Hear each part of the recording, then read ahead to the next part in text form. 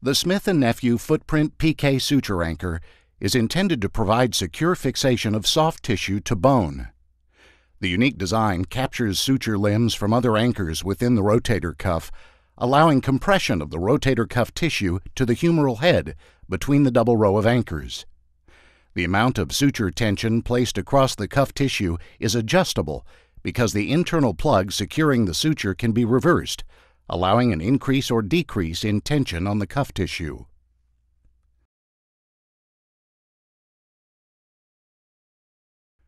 The components of the device consist of the FootPrint anchor, the suture threader tab and loop, a retention suture, and the torque limiter knob on the inserter handle, which controls the advancement of the anchor inner plug used to secure the suture.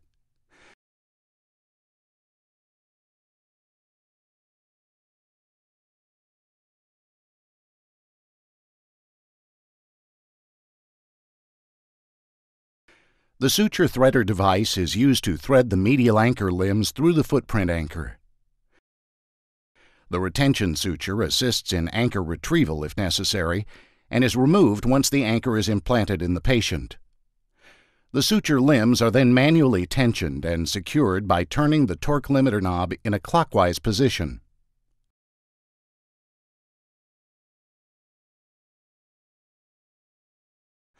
The torque limiter ensures the plug advances the proper distance to secure the suture without over-tensioning. The fixation is now complete. If desired, the amount of suture tension can be adjusted, and this capability will be demonstrated in the following technique. In our animation, the patient is shown in a beach chair position, and the viewing portal is placed in the posterior position. Two standard portal placements are shown in the lateral and accessory lateral positions.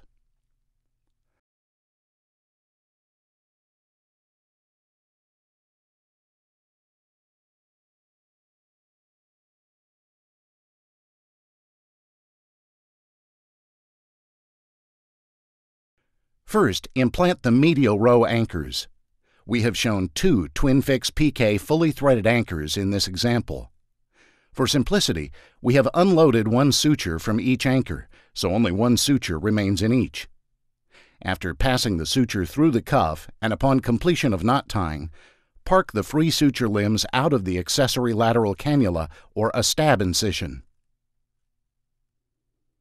It is important to always maintain axial alignment. Insert the awl down into the cannula, placing it at a lateral position on the edge of the FootPrint area. If the bone quality appears poor, the hole and anchor position can be moved to a more lateral position relative to the FootPrint edge.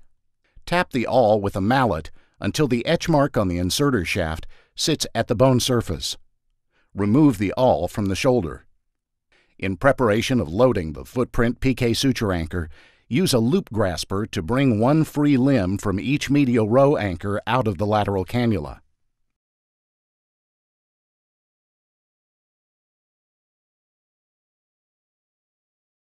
While holding the FootPrint anchor inserter handle, push the suture threader tab forward towards the anchor, releasing the suture threader loop.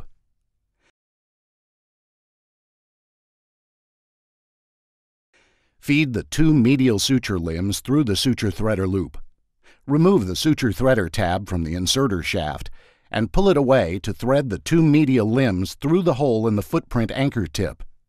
Discard the suture threader. While keeping some slack in the free medial suture limbs, advance the anchor into the joint towards the prepared hole. Orient the anchor such that the medial limbs entering the anchor face the tissue, so the suture does not twist around the anchor. Use a mallet to tap the anchor into place until it is sitting 1 millimeter below the bone surface. Once the anchor is implanted, the retention suture should be removed from the inserter handle and discarded. While holding the inserter handle, pull on the free medial limbs until the desired amount of suture tension is set across the rotator cuff tissue. The suture limbs can then be secured within the tabs on the inserter handle. Once secured, rotate the torque limiter knob in a clockwise direction until several audible clicks are heard, and the knob no longer advances the inner anchor plug. Check the final fixation. If satisfied, remove the inserter handle and cut the suture to finish.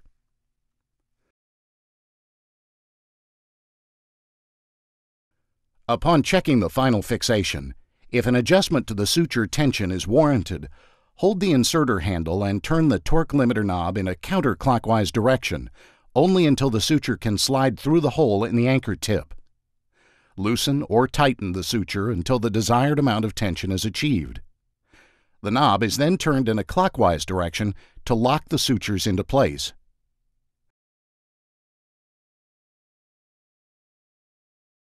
Remove the inserter handle and cut the suture.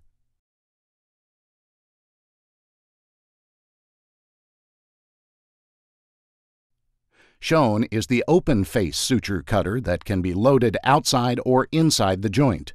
Partial deployment of the device secures the suture within the cutter, and the cutter is advanced into the joint.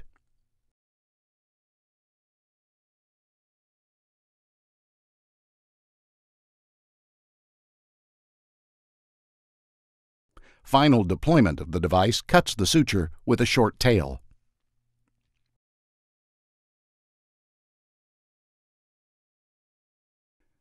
Typically, a second footprint anchor is inserted next to the first anchor and has been threaded with the second limb from each of the medial anchor knots, creating a crisscross design across the tissue.